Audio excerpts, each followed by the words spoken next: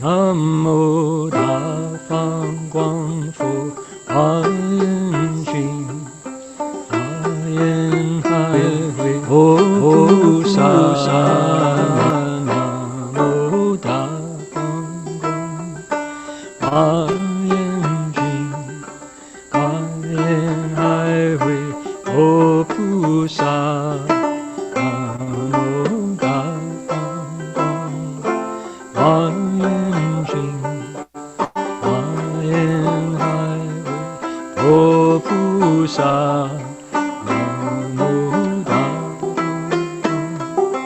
Ayen Jing Ayen Hai Ho Pu Sa Namo Da Fang Guang Ayen Jing Ayen Hai Ho Pu Sa Namo Da Fang Guang Ayen Jing Ayen Hai Ho Pu Sa Namo Da Fang Ayen Jing Ayen Hai Ho Pu Sa.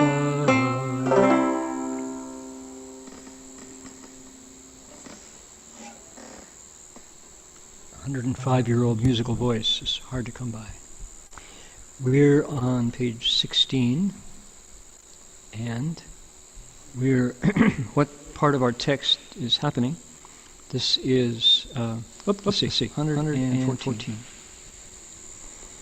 Let me give you the background. We're looking at a text called the Flower Garland Sutra, a chapter called the 10 Stages chapter, and it has to do with the training of a bodhisattva. This is what bodhisattvas learn their trade. And the particular part of the chapter that we're on is the very last. It's the last of the 10 stages. And we've come to a place where the stage has been set for the teachings to come forth, and everybody is ready, and we're just waiting for heaven and earth, you might say, to celebrate. We had earthquakes last time. We had bodhisattvas whose voices were magnified throughout every land, where they're going to return after the assembly is over to teach. So lots of portents, lots of omens, you could say, if you look for those things. Lots of signs that something momentous is about to happen. And what's about to happen is the Dharma wheel is going to be turned, and in the Flower Garland Sutra, in the Avatamsaka, before the Buddha speaks the Dharma, and he does so through other speakers, through bodhisattvas, he fang guangming, he releases light, he shines light, he radiates, which is so interesting. We have a magpie here celebrating as well. So this light comes forth, and that's right where we are.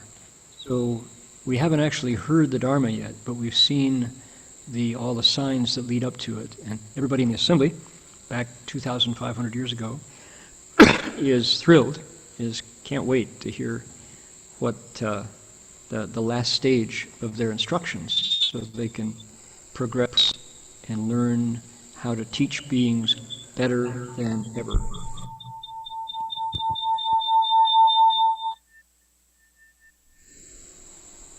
Everybody's celebrating.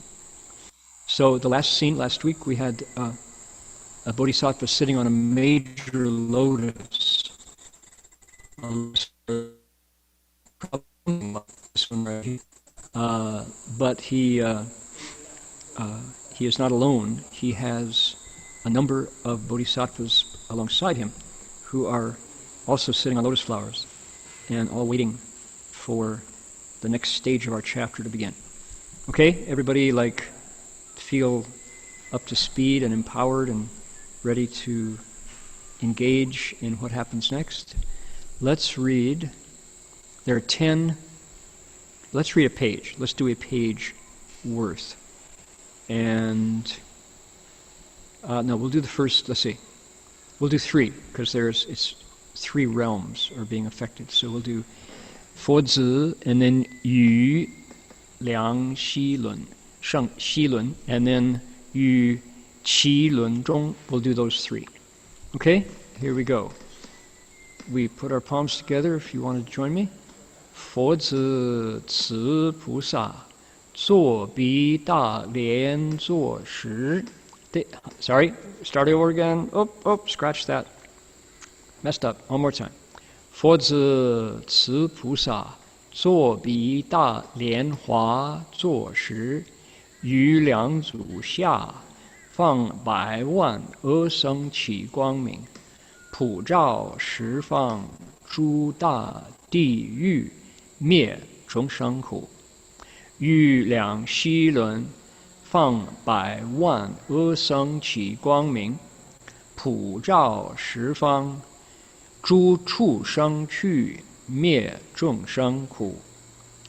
于其轮中放百万阿僧祇光明，普照十方阎罗王界，灭众生苦。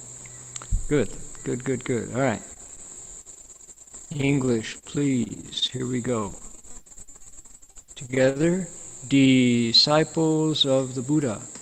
When this bodhisattva sits on the vast lotus throne, from the soles of both feet, he sends forth hundreds of thousands of the samkhyas of lights. Those lights shine on major hell realms everywhere throughout the 10 directions, ending the miseries of the sentient beings within them. From his 2 kneecaps, he sends forth hundreds of thousands of asankhya's of lights that shine on the destinies of animals everywhere throughout the 10 directions, ending the miseries of the sentient beings within them. From his navel, he sends forth hundreds of thousands of asankhya's of lights that shine on the realms of King Yama everywhere throughout the 10 directions, ending the miseries of the sentient beings within them. Okay. So, my goodness, there are 2 levels of things happening here. These are the first 3 out of 10 parallel events. In the Flower Garland Sutra, there's things happen in tens. It's called the teaching of totality. It's the perfection of possibility. It goes from 1 to 9 to 0 and back to 1. So we looked at the first 3 of those 10 things, and we're finding out the bodhisattva is sitting on a lotus flower sending light out. And he sends it out from 10 places on his body. Okay, we're not in Kansas anymore. This is big league spirituality, all right?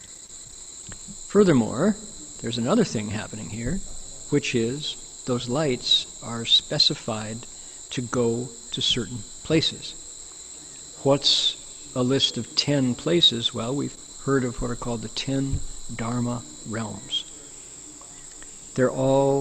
Each of the Dharma realms, when there are 10 of them, is a place of rebirth if there are in the lower 6.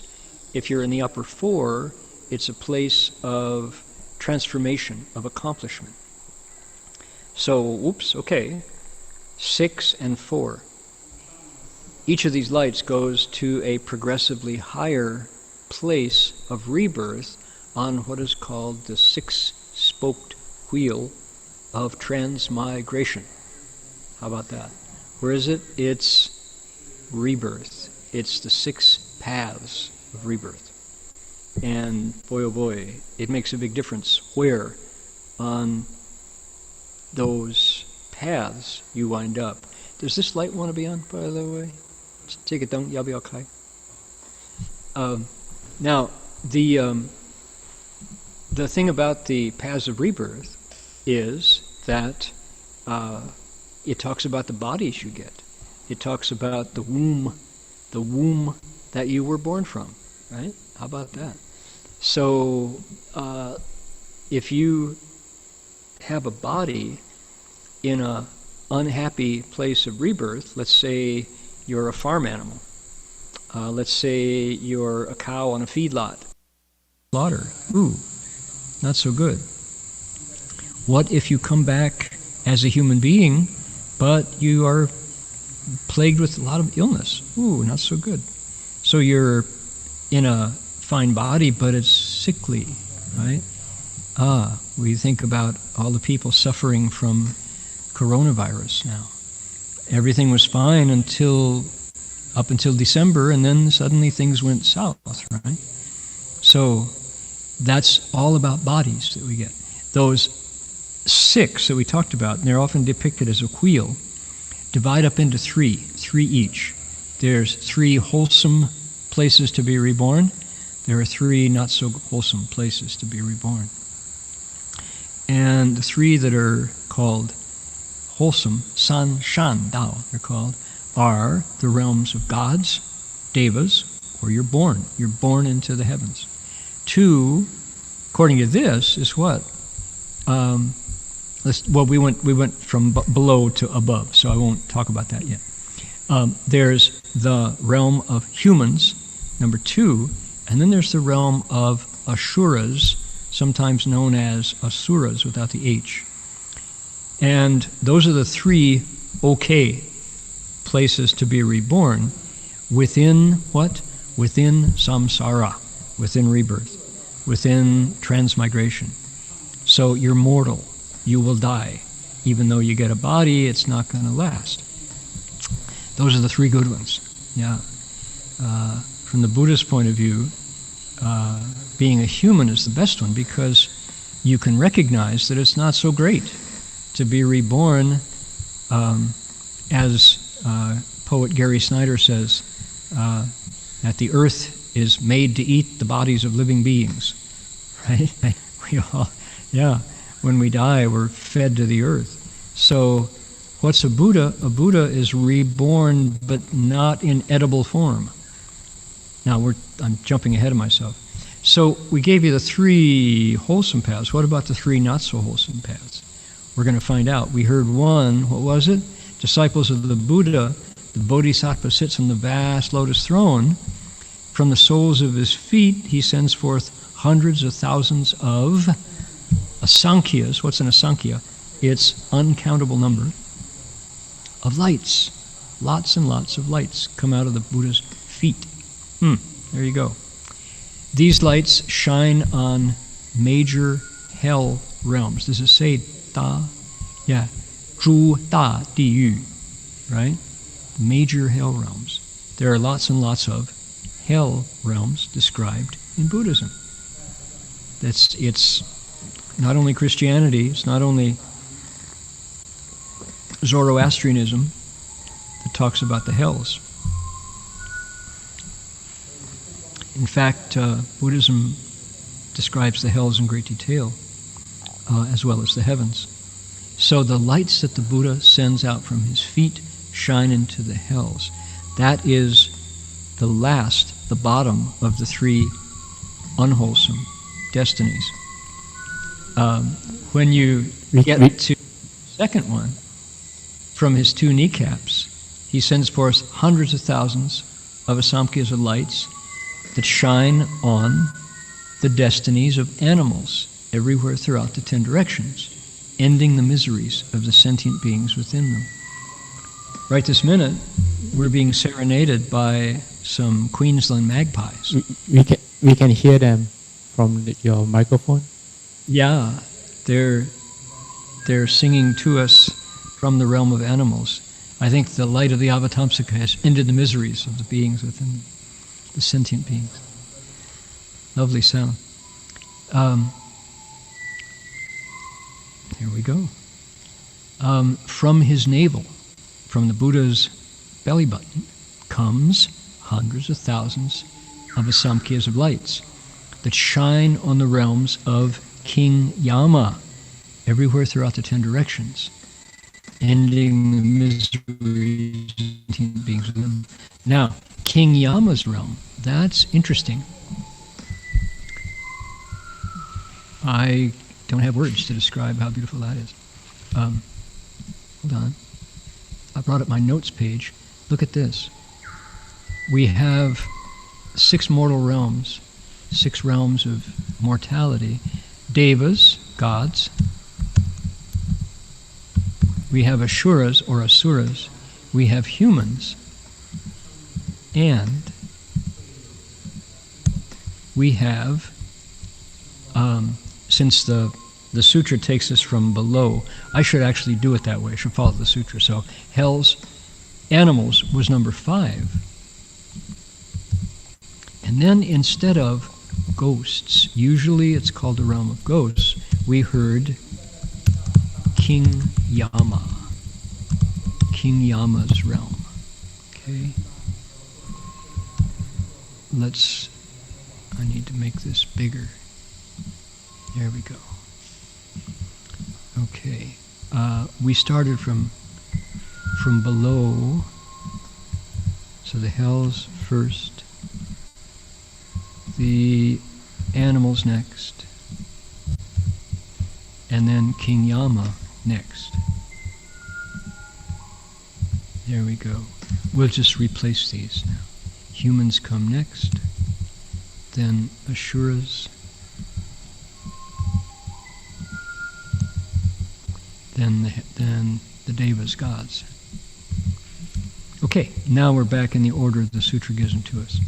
Okay, now what I think is interesting about this is usually we say, hell's ghosts and animals.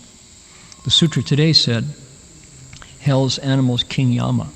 What is King Yama? King Yama, they say, this is Buddhist cosmology, and I want to say just a word here.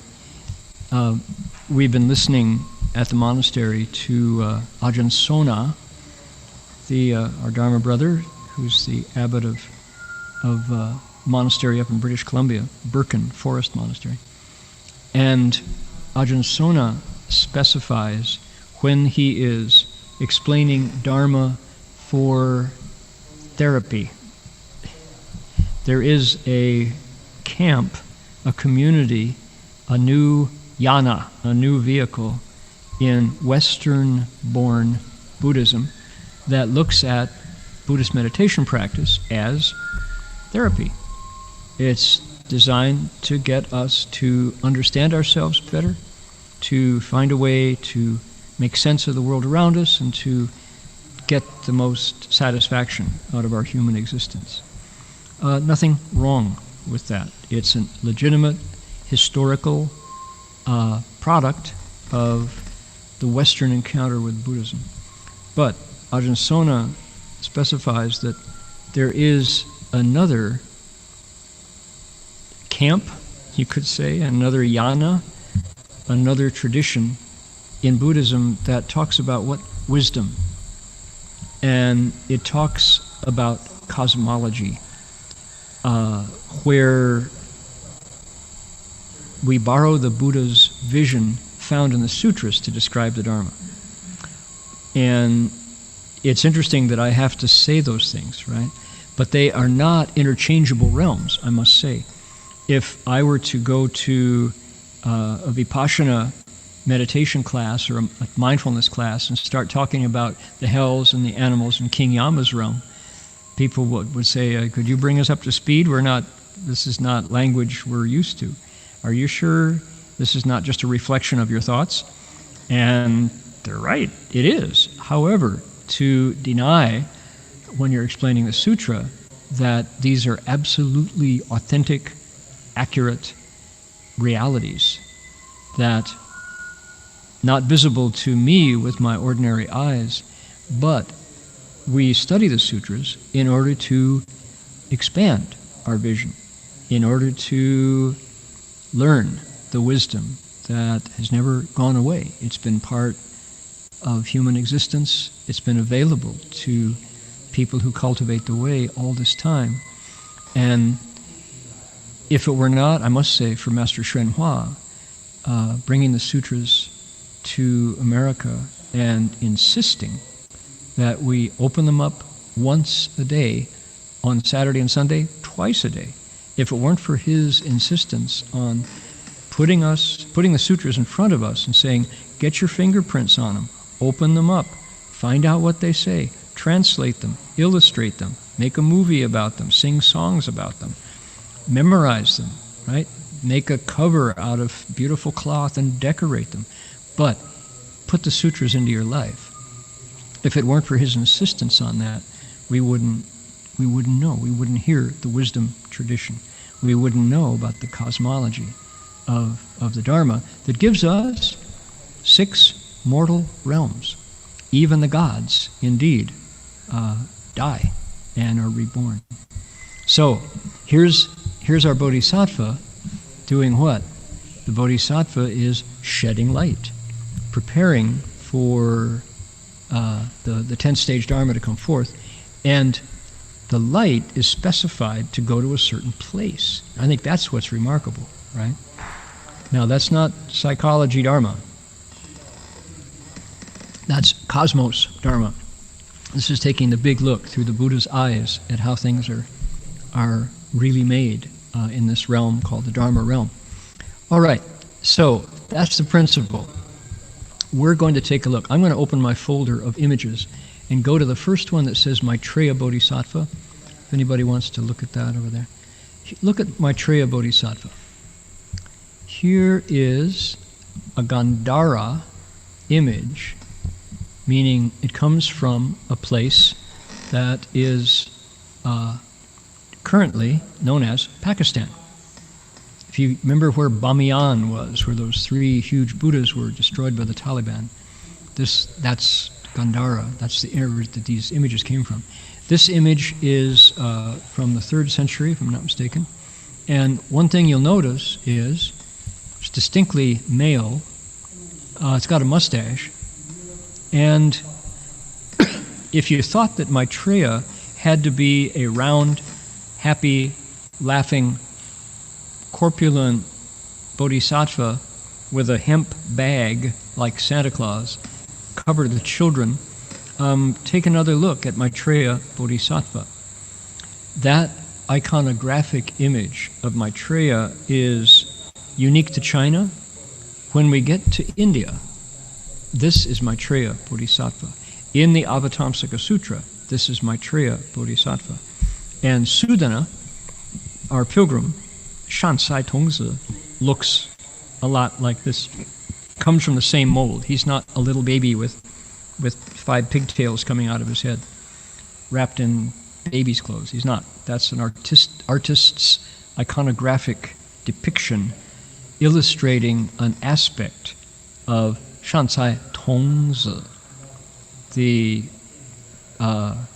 pure youth, is depicted that way. Okay, why am I showing you Maitreya? Look at Maitreya's light. Look at his halo. He's got a aura around him, doesn't he? Here he is. This water flask, this water looks like a teapot that he's got here, is what clues the art historians in that this is truly Maitreya. That's an aspect that they always depicted of Maitreya.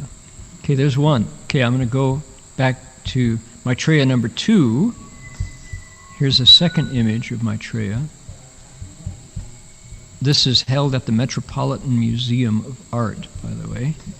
It's available on their website. Go to Met 150 if you want to see these. Metropolitan Museum in New York. Don't ask me how these images got there, but there they are. Here's Maitreya Bodhisattva. Guess what?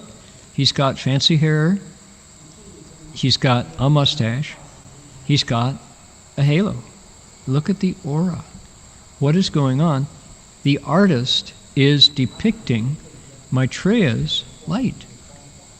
He's wearing running sandals. Those are Luna sandals for runners. He's got his water vessel, his pot, his teapot in his hand. It's broken off, but they're pretty sure that's what it is. But what I'm showing people is the light surrounding Maitreya. Look at that. Somebody saw that in order to depict that round light. He's Fang Guang, just like our Bodhisattva in the sutra, but he's not sending it in our image. We can't tell where it's going. Now, number 3, Maitreya Bodhisattva number 3, no light. Look, it's possible it was knocked off. But I wanted to show you that I think that's probably his light, his halo that got knocked off. He's got a different hairstyle, he's got no mustache, but he's built on the same lines as the other 2, and he would have been holding a pot in his hand, but it got knocked off. So interesting, huh? Number 1, Maitreya Bodhisattva is not the laughing fat Buddha. Is he? Very different. He's a tall, strapping, handsome, strong male figure. And that's the Maitreya that the sutra gives us as well. Okay, I've got a file there called Hamza Kar Buddha, it's called. Here is a contemporary artist's rendering light coming off the Buddha. And I just grabbed it off the internet. I don't know in particular anything about this image, except it's depicting a meditator. And what I liked was there's blue, yellow, red, green, and gold, and then what looks like white coming off this meditator. Actually, it starts with white.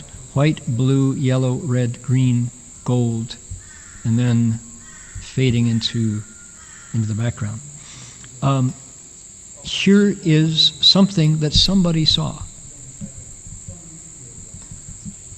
A body, human body, is radiating light. Okay? What else? How about buddhaura.png? That's a very interesting image. The photographer has caught the moon behind the head of a meditating Buddha, and it gives the impression of the Buddha's aura. In fact, it's an asterism. It's a heavenly body, probably the moon, and the silhouette of the meditator has framed out the moon perfectly. Gives the impression, of an aura of light, very effective. And I'm showing you this, why? To say, traditionally, as people have tried to capture the image of the Buddha, they've tried to capture light. Why? With my eyes, I don't see the Buddha's light. I don't see light around people. But that's my limitation. Got one more here. It says Buddha Aura Tibetan. You want to click on that one? It's smaller, but here's a Tibetan artist's vision of what the Buddha's aura looks like. And I've heard other people give accounts of similar things, that the light of the Buddha is truly full of radiant color, and it's moving, it circles, it shimmers it's dynamic light, it's not static light. So, how about that? What's going on here? Interesting. Okay, I'm put those away. One day in Malaysia, traveling with Master Xuan Hua, we went to a place, where was it? It might have been Trengganu, Dingjalo. And Master Hua had finished his lecture, and we were sitting on the floor of a basketball court. And people were lined up because they wanted to bow to him. It was a remarkable thing that after the lecture, usually they were held in sports stadiums or somewhere, basketball courts or large assembly halls. Master Hua would come down and sit on a chair around the free throw line, and people would line up 2 by 2, usually down the court out the door and around the building in order to get a chance to come and bow to him. And Master Hua would be happy to sit there as long as it took until everybody who wanted to bow had done so. And we, in the delegation, we monks would stand beside Master Hua, kind of like bodyguards, as if anything were going to happen. We'd stand on either side. And after about half an hour of having people slowly come up and bow, Master Hua one night said, "So," he says, "Guojun, what colors do you see here?" "Shifu?" He said, what colors are they, mostly?" I said, "Shifu, colors?" He said, "Yeah." He said, "What colors are you seeing around these people?" And I'm like, "Shifu, I don't see any colors." He says, "Not even yellow?" "No, Shifu, I don't see." He says, "There's a few who are heading towards blue, but nobody's purple, nobody's white." He said, "So you're still young." "Ni hai zao," he said. "You're young in the Dharma. Don't worry about it." And that was it, you know. And what was he doing? Well, he was teasing. He was teasing me. And clearly, he was seeing colors in the people that were coming up. And then we asked him later. We said, "Sherpa, what were you asking us about colors?" He said, every body, because they have a Buddha nature, because they're alive, has color surrounding their bodies. Mostly it's kind of a murky yellow. Before you cultivate, the colors are not clear and bright, he said. But if you find someone who puts effort into their practice, especially if they hold the precepts and then meditate, he said, their colors get very sharp, very refined. They get clear, and you can see bright red, you can see bright green, and the colors can blend. He said when they're really awake, their colors are clear, and it's like looking in the ocean. You know, the colors can change. And he said, "You don't see those things?" "No, sure, but we don't see those things." He said, "Oh, I see. Okay, well, someday. Don't get attached to it, but someday you will," he said.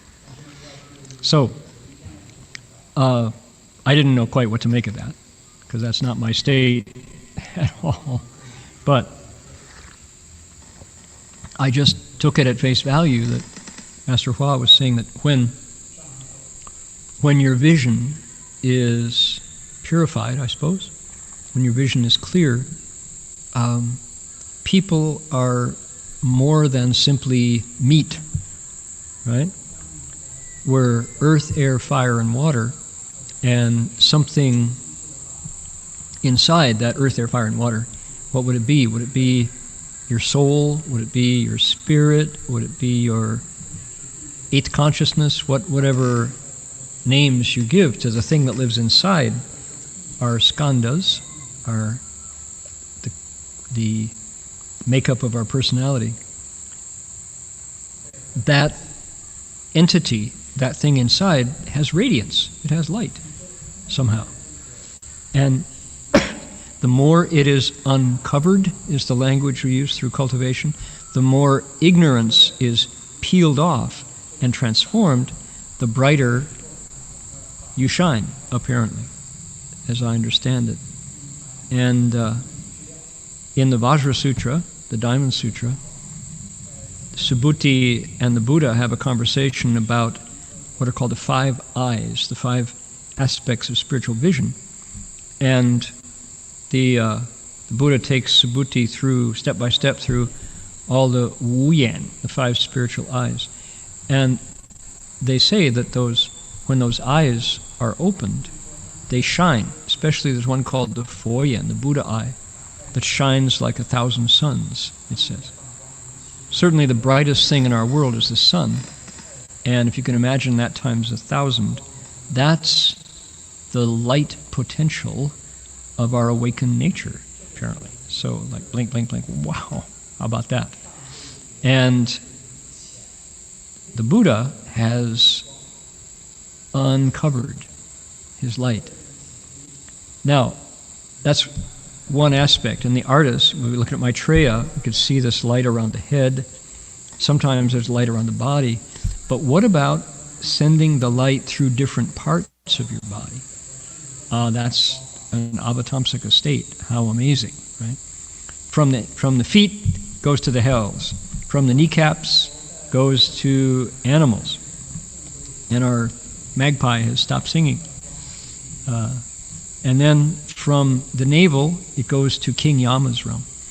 What is King Yama's realm? King Yama, they say, is the lord of the underworld. And according to not just cosmology of Buddhism, but in things like, magpie's back. Dante Alighieri, right? Dante's trilogy, the novelist in Italy, 1600s.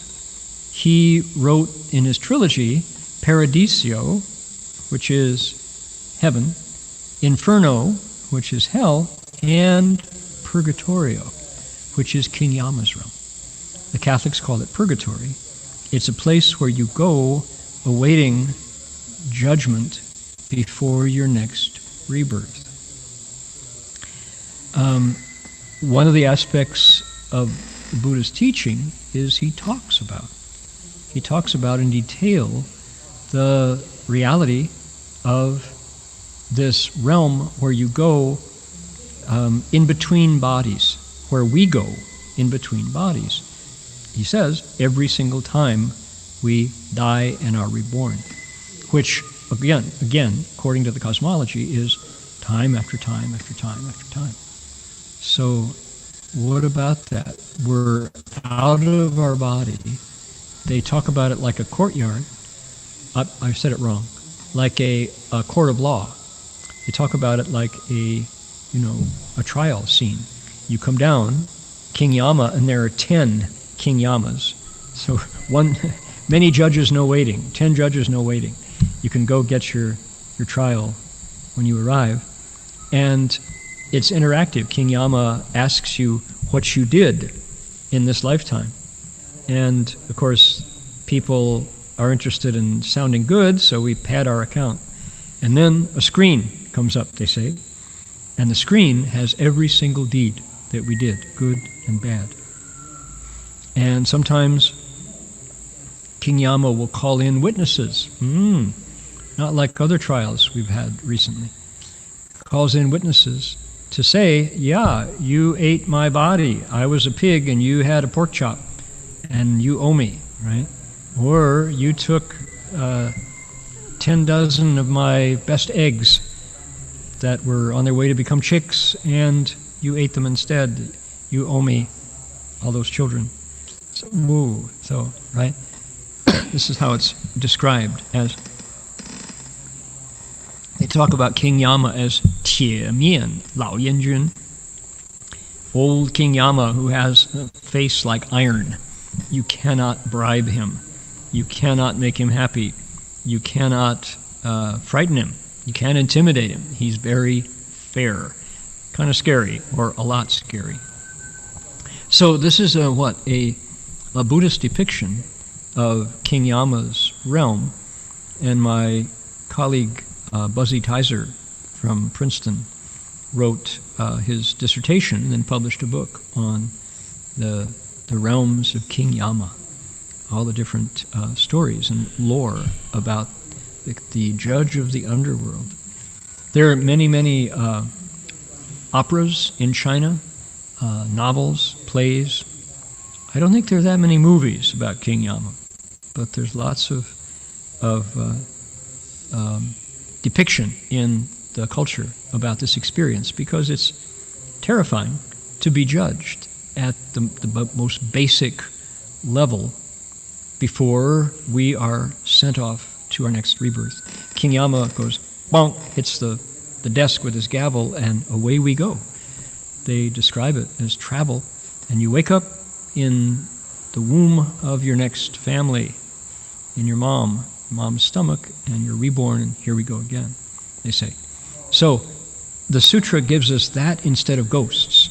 I guess they're interchangeable in terms of the realm of ghosts, but our bodhisattva sends out light and is there illuminating, shining on the beings in those realms and making their lives, making the suffering in those realms less. Okay? He ends the miseries of the sentient beings within them. Now, having said all that, anybody got a comment or a question? Jin Hosher, Jin Fosher, Jin Weisher, Jin Chuansher. Anybody got a question about this process? We're talking about the 10 Dharma realms, 3 realms of suffering. Comments or questions? I'm looking at the screen, and I think under the chat button there's a question. Okay. There is. I'm not sure my memory is. Okay. The question is, what's the name of the sutra where the Buddha speaks in detail of these realms? The Sutra of the Past Vows of Earth Store Bodhisattva. Okay, there it is. Oops, Sattva, I misspelled it. Sattva. S-A-T-T-V-A. Bodhisattva. There we go. You can find it at www.buddhisttexts.org. I think it's also available for free online as a PDF download if you look carefully. BuddhistTexts.org. Okay, yeah, all that information. Any more comments or questions? This is heavy going, right? Talking about the 3 paths of rebirth. I was going to mention something just connected with what's been kind of happening in the monastery. We've had a couple memorial services at the monastery, and one teaching that we have when people pass away is actually, and it's not recommended to actually physically touch the body, but there is a teaching that says where you leave in your body is which realm you go into. So for instance, they say the soles of the feet, the last part of the body is warm, which is the soles of the feet. That's an indication maybe the person went to a lower realm. And if it's, the top of the crown, maybe they went to a really good place. And so I was thinking here the Bodhisattva is almost, you could say, maybe a master of his energy, as he's able to take his energy as when he's cultivating, actually he's able to shine this light out and help all those beings in those realms, but he's connected to those beings from these various places in their body. I thought, I don't know, I was just trying to make a connection between some principles that we've learned around death and kind of what the Bodhisattva here is able to do. He's so free from being caught up just in the cycle of birth and death that he actually can send out his energy and gather in, transform. Because all of these isn't just, he just shines the light there, but at least for a couple of them, like the one from his eyebrows, he actually causes, or we're not there yet, but he actually... Yeah, not there yet. Previews of... Okay, the first one. Okay, the hells... That's called a spoiler. No spoilers. The hells, he ends the miseries of the sentient beings within them. So animals, hells, and King Yama's realm. He's actually, causing beings to be not suffering in those realms. So that's, not a small thing. Right. So I'm going to repeat some of what you said because our translators here who are translating for China didn't hear that well, but I got it. So Jin Chuan sure said we've done some recent funeral ceremonies at Berkeley Monastery for people who passed away, and there is a teaching, and I'm going to补充here. I'm going to add in. We had a Amitabha session here back in December, and part of that session, I introduced 2 texts. One was by Master Yin Guang, and the other was by Master Hong Yi Dashi, both contemporary monks in the 20th century. And they were talking about practices at the end of life. And it's funny to watch Master Yin Guang say what you said, that one thing that people do sometimes is, at death, is they touch the body of someone who just died. If the last part of the body that is warm is the head, they say the soul left and went off to the heavens. If the last part of the body that is warm is the soles of the feet, they say, uh-oh, the soul went to the hell realms or to the evil destinies. And Master Yin Guang describes that, and then he says, not recommended. And Master Hong Yi says, there is such a teaching, not recommended.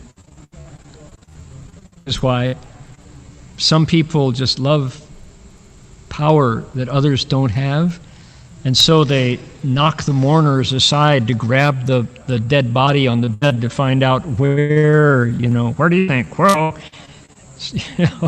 causing, who do you think you are?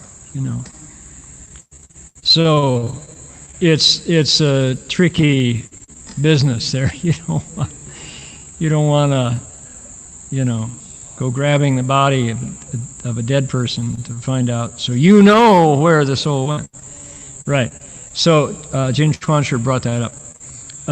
He said it's interesting sending light from those parts of his body, how undead a Buddha is, how free from birth and death the Buddha is. Not only does his soul not leave out of his control from some part of the body, he's sending light out to all the beings who would have come from that part of the body into rebirth and lighting up their path, banishing the darkness and the suffering. That's it's a nice connection that might be what's going on here. What's so obvious is 10 parts of the body, and we have 10 paths of rebirth. So that's interesting.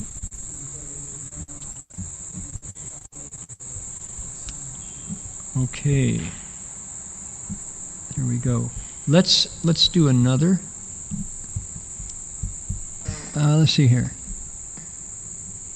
Okay, Wesley has sent a question along here. If cause and effect is self-driven automatically, why is King Yama still there to make a judgment? Are you a lawyer, Wesley? Are you there? Something? Yeah. I'll ask him next time, right? No, you can ask. Ask for yourself. Don't wait for me. No, I'm kidding. So, what is it? It's that when we leave one body and enter another body, they talk about it as risky, they say. It's not for sure where you're going to wind up. There are mistakes that happen. Also, the Earth Store Sutra describes there are some beings, particularly in the ghost realm, who, if they can grab you and take you down to their realm in the ghosts, their strength increases, and the place that you were supposed to go just waits. So this is not it's a place, they say, of great anxiety. Furthermore, Wesley, you've heard about the Yoming Jie, right? The precepts we call them precepts for the deceased. The Yoming is the realm of King Yama. And there are a lot of beings who their death was uncertain. For example, people who die altogether in an accident, for example. You think of plane crashes, ship sinkings, earthquakes, people who at night the landslide comes down, covers the village, and they all die at once. Disasters like this often can get lost. And with no one there properly to pray for them, to recite for them, to guide them ahead, they can wind up stuck in a realm of in-between, liminal state. That's the Yoming. They go to King Yama's realm and conject is still happening, but it's not all at once. So I guess the short answer would be it's a matter of timing. When? How soon do you go off to your next rebirth? And they talk about King Yama as a civil servant. There are accounts, and how do you prove it? How do you say, oh, true, this is false, this is not true? They talk about certain humans who sleep during the day and then at night have to go off to serve in King Yama's court. And they draw a salary, they still have to get their teeth fixed, they get vacations. It's a job, they say, just like what? Like a bureaucrat, like a desk jockey in a big bureaucracy. And what's the word I want? The the database of who died when and who goes where can sometimes get mixed up. They talk about it. People with the same name, the King Yama sends out his wardens to go bring that soul back for judgment. They get the wrong one. Everybody's called Li Si, and they got the wrong Li Si, right? Oh no, and that happens according to the people who keep track of such things. So because Buddhism has been part of Chinese culture, Korean, Japanese, Vietnamese culture for so many thousands of years, and these are people who are historians often. They're journalists. They write down the things that happen. So there are, if you look through the literature, you find all these accounts of unusual occurrences in the long span of lifetime after lifetime after lifetime. So fascinating. What do we call them in the West? Near-death experiences. We have something similar. Near-death experiences. People that die but come back and talk about what they saw. There are remarkable stories there. Okay. All right. Now, we can do one more out of our 10. Here we are. Let's see, what brings the humans? What lights up the human realm? Here we go. 从左右些放百万阿僧祇光明，普照十方一切人趣，灭众生苦. From his right and left ribs, he sends forth hundreds of thousands of asamkhyas of lights that shine upon the destinies of humans everywhere throughout the 10 directions, ending the miseries of the sentient beings there. So, Vajra Treasury, we could use some light to end the miseries of coronavirus sufferers. If you have light to spare and you're not busy sending it to other world realms, we could use some light to end some miseries of people who are suffering from the disease. We don't want it to go worldwide. Onegaishimasu, if you would please. So now, that's the idea, is the ribs are halfway up the body. They're above the waist, below the shoulders, and that's the human realm. And of the various realms of rebirth, they say that human rebirth is, with all its myriad pains and miseries and blues, is still not a bad place to be born. Why? The true pleasures, the genuine things that are there to enjoy, helping others, generosity, kindness, warms our hearts. We can practice loving kindness towards the people closest to us and the people farthest from us. And at the same time, we're aware that there is old age, there is sickness, there is death, there's rebirth, right? So it encourages us to cultivate. That's why they say human rebirth is not bad, because we can hear the Dharma and say some wisdom. Lordy, Lordy, give me some wisdom. Path to cultivate. So, I wanted to share a story here. Today, in our meditation class here at the Gold Coast, we looked at the story of a cultivator whose name was Sunita, who, it's a great account, and he was one of the Buddha's arhats, and I think they might be the last one to leave home and accomplish arhatship. We know about Sunita because he left his story behind. He left an autobiographical verse, and it may be, someone will challenge me on this, it may be some of the oldest bodies of literature in existence, that there are, that this is someone telling his own story in verse, and we today have found it and put it into English. And I wanted to share it because it shines light, pun intended, on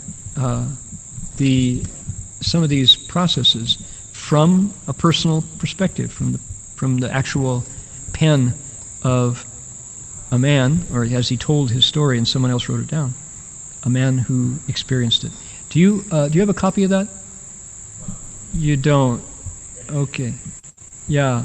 Let's see here. All right. If we had AirDrop, I could drop it to you. That would be good.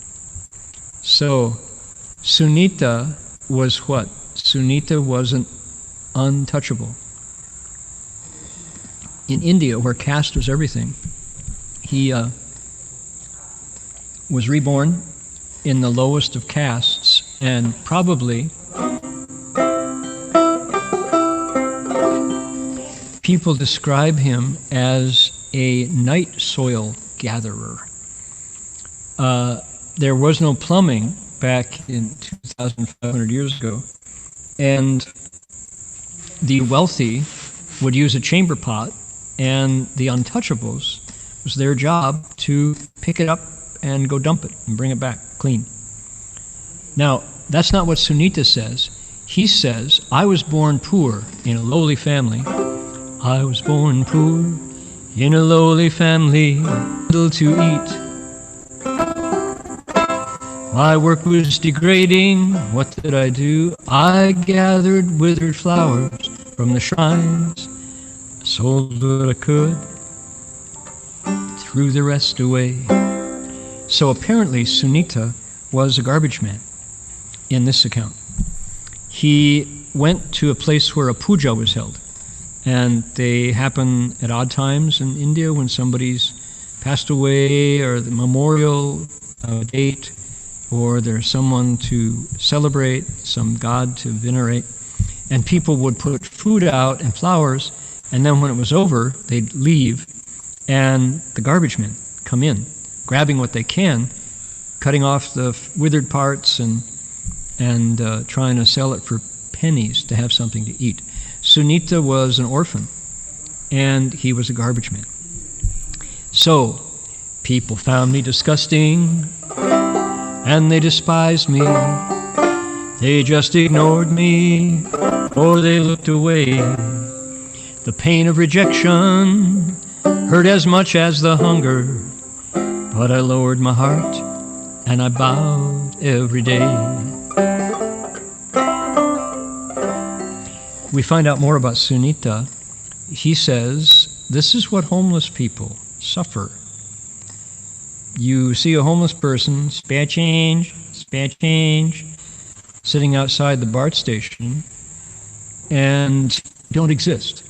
You despise them, right? And the pain of rejection hurts as much as the gnawing in their stomach,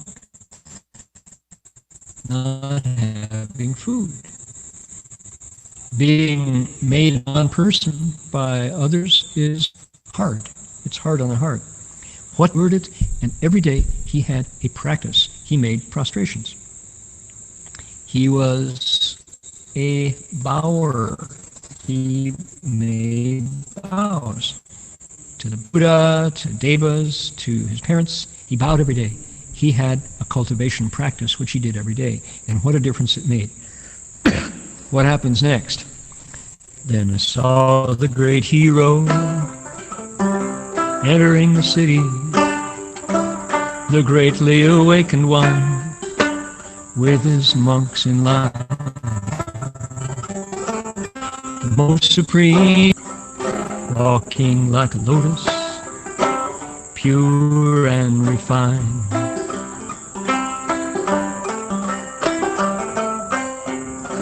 The great hero, of course, is the Buddha. And here comes the Buddha. Oh boy, if this were a movie, you could imagine him, the procession coming in. 1,250 monks behind him.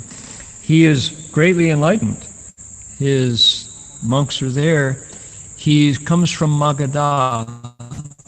He is the most supreme of the Magadhans. And in Sunita's eyes, he sees the Buddha walking like a lotus. Set down the pole and baskets. I drew near, and I wanted to bow.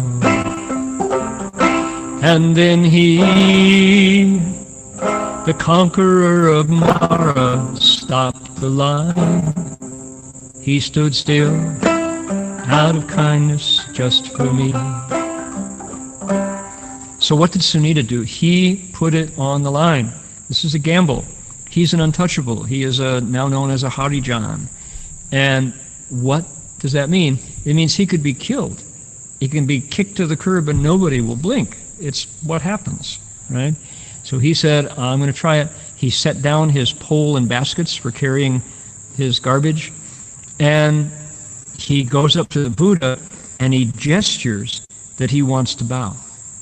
He offers to do veneration, to do reverence. And right then is when the Kshatriya, the son of the king, the Buddha, could snap his fingers and have his soldiers cut this guy's head off. He doesn't. The whole line of monks stops, the Buddha stands still and receives his bows. He stood still out of kindness, just for me. What a great scene. After showing reverence at the feet of the teacher, I stood to one side and I said these words. O great sage, supreme among all beings, may I take refuge and leave home with you. So he bows to the Buddha, he stands to one side and he says, go for it, why not, this is your chance. He says, great sage, I'm your disciple, can I leave home and become a monk? Risking rejection, the compassionate teacher raised one hand in a blessing with the sound of kindness for all the world. He said, come monk, that was my ordination. I crossed over, my new life began. Buddha says, Ehi bhikkhu, come. He says, that's it. You can be a monk with me. Now, I have to say that there's trenchant social commentary in this poem, which is, in a caste society, it's rigid. You don't cross those lines. You don't say, well, I want to be a bhikshu, says I want to be a Brahmin, says the Harijan, right? That won't happen. Whatever you're born into, that's what you stay, until you ask the Buddha. And the Buddha's Sangha accepts those with affinities without exception, right? The Buddha looks in the past and says, here's a cultivator. You must have done something to mess up your status in the past, so you came back. But who's to say that all of that ignoring and all of that abuse reduced yourself? You're ready to cultivate now. That might have been exactly what you needed to level the Mount Sumeru of yourself. Ready for you. You can be a bhikshu. Now, here's where, if this were a movie, we would change scenes, right? Now we take him out of the marketplace, and we're now in the mountains. And there are caves, and there are cabins, and kutis, and monasteries, and walking paths, and the hermits are out there working hard in their cultivation. Now I live alone here in the mountains. I never tire as I cultivate the way, following my teacher's words, just as he taught me, with one mind, by night and by day. Sunita specifies that he is following instructions. He's been given a chance, he's not going to blow it. He wants to work hard and meditate well. Now, the next verse talks about the accomplishments that Sunita gets from his practice. Oh, the sun went down, I entered samadhi, I saw my past lives, my heavenly eye opened. Then just before dawn, I broke the gate of the deathless, I did certify. What is this? He entered samadhi, his mind got very calm, very still and focused, and then these psychic abilities arose, past lives, knowledge of what's going on in the heavens and the hells, the Deva eye. Then he, they say, broke through the mass of darkness. 打破黑气通, they say in Chinese. The black lacquer barrel split open, and he realized nirvana, the state of the deathless. So at this point, we looked at those 6 paths of rebirth. At this point, Sunita left the state of mortality, and he went to the state of the sages realms. He realized arhatship. What happened next? This is wonderful. Oh, the night was ending, and the sun was returning. Indra and Brahma paid their respects to me. With their palms together, shining light, the way gods do, with eloquence, they said these words to me. Take a look here. These are divinities from Hinduism and Brahmanism. They're also respected in Buddhism. They show up. These are the chiefs among gods. The sun rises. Indra and Brahma in the morning come down with what? Shining light. Just like the Buddha was shining light. Only theirs is not directed. With their palms together, paying respect to the outcast. With eloquence, they said these words to me. And here's the wonderful thoroughbred of humans. Homage to you, human supreme. Your afflictions have ended, all your suffering is over. You, dear sir, are worthy of offerings. Okay, here's the irony. Thoroughbred of humans, he's an outcast. Human supreme, he's in the Harijan. He's a child of God, right? He's a garbage collector who has, through cultivation, ended his afflictions, put an end to shone upon Sunita, and the gods now honor him above them, right? They're still mortal, according to the 10 Dharma realms. And here Sunita has put an end to his suffering. He's in the realm of sages. You, dear sir, are worthy of our offerings. We'll bring you lunch. You just meditate. We'd be happy to serve you. By the way, what do you like? How about a Beyond Meat, a Beyond Burger? How about a Impossible Whopper, or 2, or 3? Do you like all the fixins? Mustard, ketchup, pickles? No onions, right? Okay, no onions. So, then the last verse, which is just a prize. Upon seeing me, venerated by the Devas, the teacher smiled, the Buddha, and he proclaimed, through austerity, celibacy, restraint, and self-control, he became a Brahmin. He is a Brahmin supreme.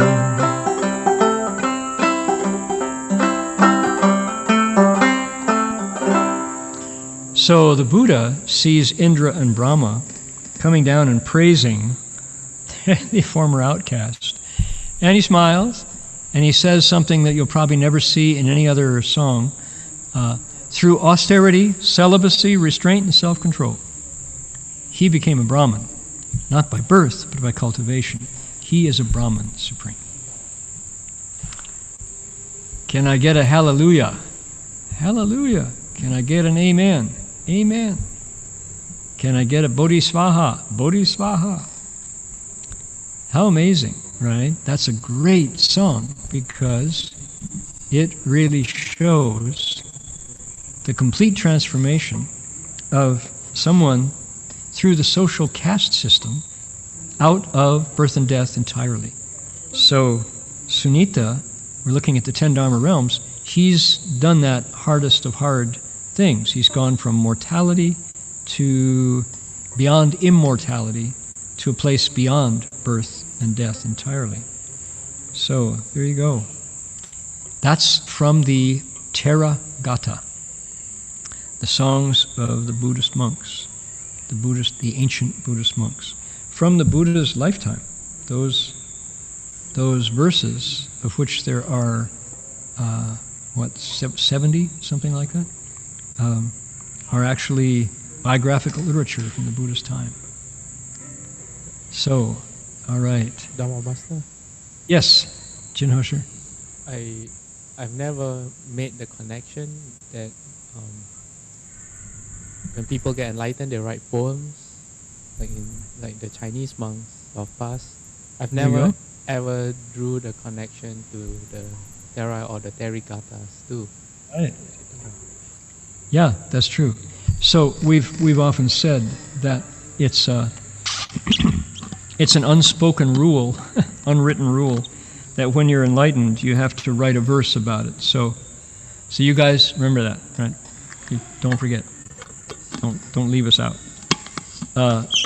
You have to commemorate your enlightenment by writing a poem. Master M.T. Cloud wrote 2, right? 北自普罗地相生明历历虚空分碎也况心当下息. So here, like Jinhosher says, here's Sunita doing the same thing. The Therigatha are the songs of the elder Buddhist nuns. There's 30-some, if I'm not mistaken, correct me, who tell these incredible stories about one in the past was the daughter of a banker, and she had everything. She had, the best of life, and she saw through it and left home, and is now beneath a tree wearing 3 layers of cloth, and she's free, she's liberated. There's another one by a woman who had 10 children. one by one, they all died. And she now looks at her body that was the source of 10 lives and says, I'm just trying to take care of this one life. If I can do that well, I don't have to come back at all, right? There's a wonderful poem of the Therigatha of a woman who is courted by a local playboy, and she's a nun, right?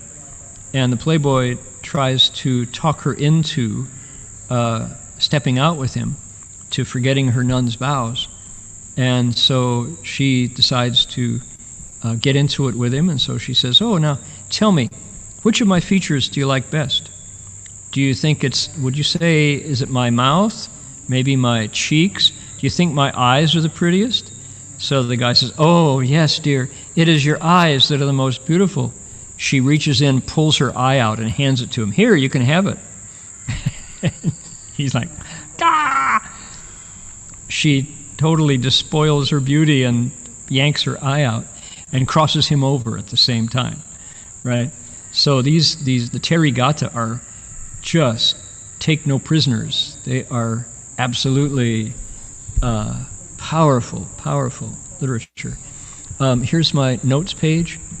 It's called Therigatha. I know there's songs of the Buddhist nuns. So all of you folks there on the right side of the hall, you probably want to pay attention. There's about 4 translations out there that I've read. And the Therigatha, Theri is female nuns, Therigatha is the songs of the Theras, the Buddhist bhikshus, the monks. So look for those. They're available online as well. The Songs of the Buddhist Nuns is published. If you go to what's the Pali text website? Access to insight. Access to insight. Access to insight.org or net. I'm not sure. .org. .org. Okay. They also have. It's also in in an iPhone app or Android app. Yeah, there's also an app for that. Access to Insight. If you look for Therigatha and Therigatha, you'll find those verses. And I enjoy the monks' verses, but I really enjoy the nuns' verses because they come from an incredible perspective. There's one of the Therigatha is by a former consort. She's a former escort, and she says in the past she used to take pride in the power she had over men just by, raising her hem to flash her ankle. She could catch the eye of the prince or the general. And now she says, I am clad in my three layers of cast-off cloth, and every one of my senses is cooled. I'm liberated. I'm never going back, she says. So powerful. Yeah. All right. So we've looked at the 10 Dharma realms briefly. To be continued, we did 4. We looked at the idea of shedding light, that we saw from pictures of Maitreya from Magadha, which is currently from Gandhara. Gandhara. Magadha is the Buddhist homeland. Gandhara is the image where those images arose. Currently Pakistan. What is now Pakistan was very much Buddhist homeland. Afghanistan as well, interestingly. So we've looked into those things and understood that even my body, even your body, also has light. But when we cultivate it, we focus it, we prime it, we power it up. So This is all coming to you from atop a lotus, like the one right here. And we haven't even heard the Dharma yet. This is all preparation. Okay, time is up. We're going to transfer the merit and virtue and invite everybody to join again next week. Thank you all for taking the extra time to come to the Berkeley Monastery. We appreciate people putting out the effort to keep our Sangha, our community going.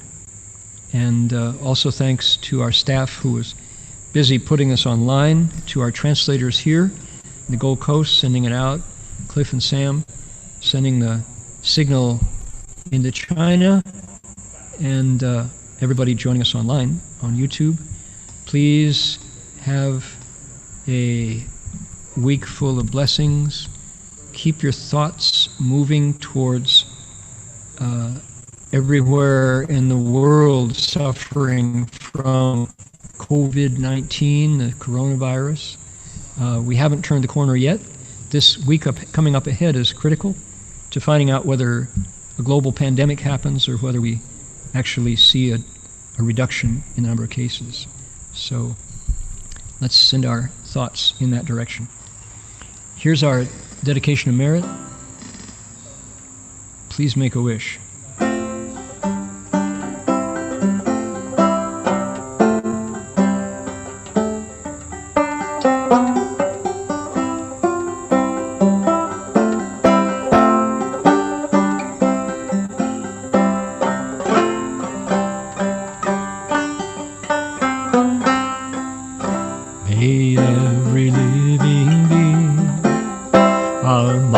As one and radiant with light, share the fruits of peace with hearts of goodness, luminous and bright.